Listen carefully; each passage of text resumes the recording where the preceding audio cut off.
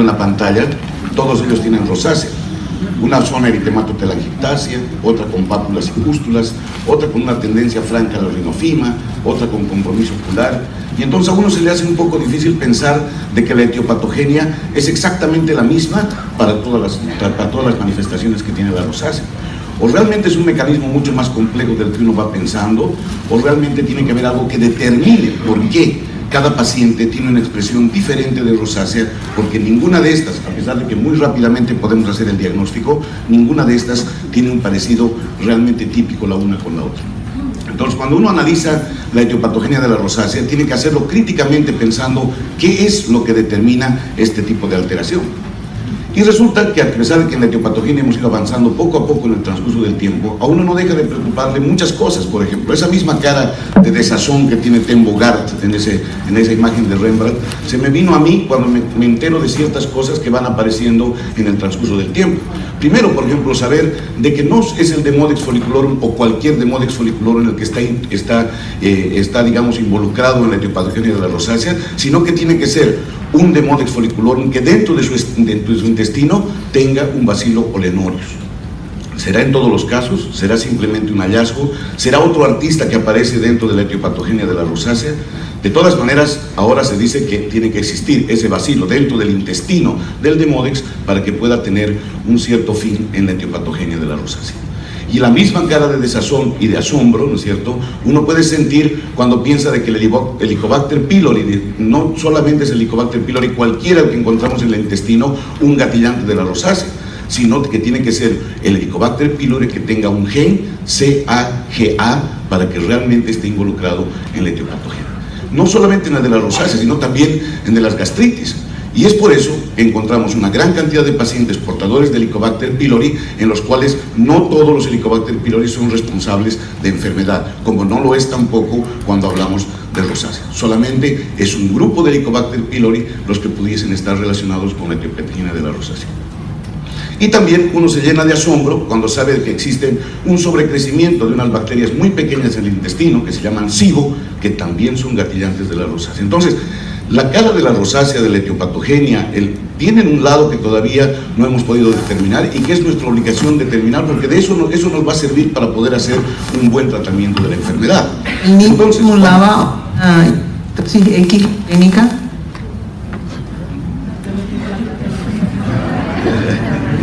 Bueno, y yo también dije que había otro, pensé que hablaba arameo, ¿eh? Bien, entonces, las características clínicas nos hacen pensar, por tanto, ¿no es cierto?, de que la rosácea tiene características especiales desde el punto de vista etiopatogénico y que, por lo tanto, cada una de ellas es posible que se constituya en un verdadero síndrome, porque esta no es igual a esta no es igual a esta y tampoco es igual a esta. Por lo tanto, ¿qué determina que existan estas alteraciones? Hoy en día sabemos también que esa misma expresión que tenemos clínica tiene que tener una expresión histopatológica, y cuando vemos una expresión histopatológica vemos que son enfermedades que tienen enormes diferencias.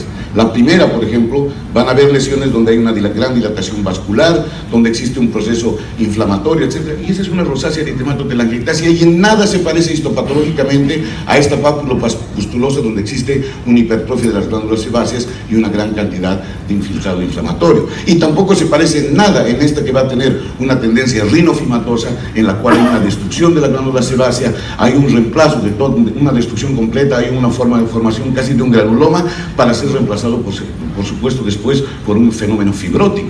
O sea, quiere decir que la rosácea no solamente tiene una expresión diferente cuando es clínica, sino también una expresión diferente cuando vemos su histopatología, y hoy en día sabemos que esto se debe a un fenómeno netamente genético. Es decir, que el transcriptoma, junto con la transcripción de las reacciones de polimerasa en cadena, han demostrado que los subtipos clínicos de rosácea tienen diferentes perfiles genéticos que son características para cada uno de ellos, y más de 500 genes los hacen diferentes de la piel sana.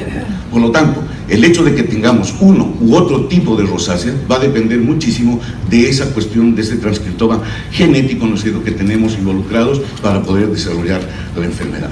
Una madre y una hija con el mismo tipo de rosácea, eritematosa y con compromiso ocular. Existe, por supuesto, un overlap, algunos pacientes en que tienen una sobreposición de un tipo con otro tipo de rosácea, pero ninguno de ellos obligatoriamente va a virar de una eritematosa a una papulopustulosa o de una papulopustulosa a una rinofimatosa, no, y eso es importante para el tratamiento, y lo va a hacer más aún porque nosotros vemos un paciente con un cuadro rinofimatoso, no le vamos a dar antibióticos por años en la esperanza de que eso mejore, tendremos que comenzar con un tratamiento que frene el proceso inflamatorio, justo pensando en la etiopatogenia de cada una de estas variantes de la rosácea. Por lo tanto, ¿qué hace que un paciente tenga rosácea? ¿Cuándo sucede la rosácea? Cuando un individuo con una predisposición genética, con un transcriptoma específico, ¿no es cierto?, monta una respuesta inmunológica inadecuada y desencadena un cuadro de rosácea, en el que están involucrados un sistema inmune innato, un sistema inmune adaptativo, por supuesto, unido por lo que une estos dos sistemas, que son el Toll-like receptor, ¿no es cierto? En este caso, el Toll-like receptor 2, que va a ser el responsable de una gran cantidad de fenómenos inflamatorios y neurovasculares que van a dar lugar a la aparición de la rosácea.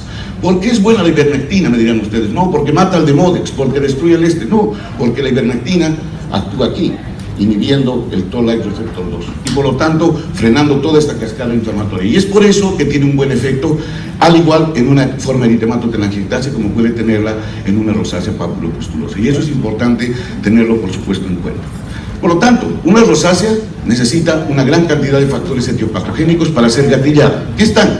La radiación ultravioleta, los ajíes, los condimentos, el estrés, el ejercicio, y todo ello va a ir a desencadenar un cuadro específico, característico, inmunológico para cada una de las formas de la rosácea.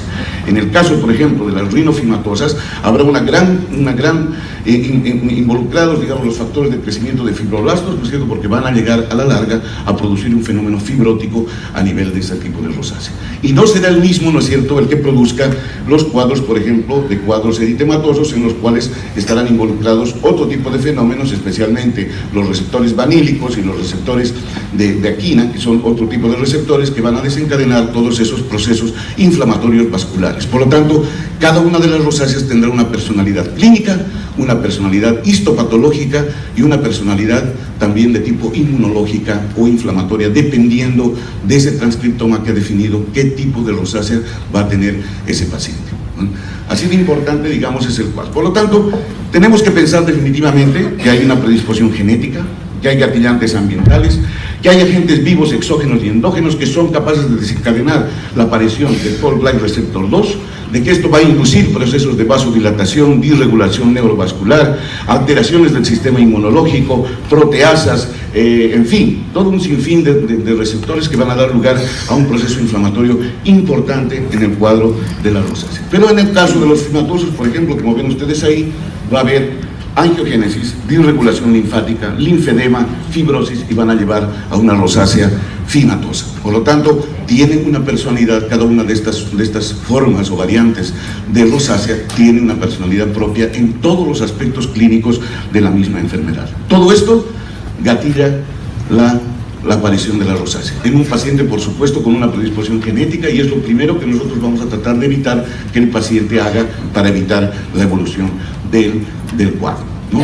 Y no solamente eso está involucrado, está también involucrado el cerebro, y es por eso que el estrés, ¿no es cierto?, es un gran gatillante de la rosácea, y eso generalmente no lo podemos evitar. La gente que tiene estrés va a gatillar rosácea una y otra vez, por supuesto, activando vías inflamatorias relacionadas con todos estos factores, y por eso nos animamos a decir que la rosácea es un fenómeno multifactorial en el cual todavía hay muchas cosas por definir de cuán importante pueda ser para su etiopatogenia. Este es un cuadro que yo hice hace muchos años tratando de unir a todos los grupos de rosácea bajo un mismo tapiz, entre las partes vasculares, entre la degeneración de la matriz dérmica, entre las anormalidades pilosebáceas, pensando que de alguna forma podía yo hacer que todo coincida en solamente este cuadro. Pero resulta que la aparición del SIBO, la aparición del Helicobacter pylori en su forma CA-GA, que es la única que causa la enfermedad, la aparición de este Bacillus oleoneurius que vive dentro del intestino del Demodex, y todos estos otros fenómenos tienen que estar de alguna forma en algún momento separados, porque cada una de las formas de rosácea tiene características propias desde el punto de vista clínico, desde el punto de vista histopatológico, desde el punto de vista inmunológico, y por lo tanto también el enfrentamiento terapéutico será diferente para todos y cada uno de ellos, de esos tipos. No se puede tratar una rosácea con las mismas cosas que se trata cualquiera, hay diferencias en cada una de ellas. Todavía hay mucho que ver, todavía hay un lado oculto, una cara oculta dentro de lo que es la enfermedad tan compleja que considero yo que es la rosácea. Seguramente detrás de esta pequeña máscara se oculta otra persona, pero es algo que estamos obligados a descubrir el día de mañana. Muchísimas gracias.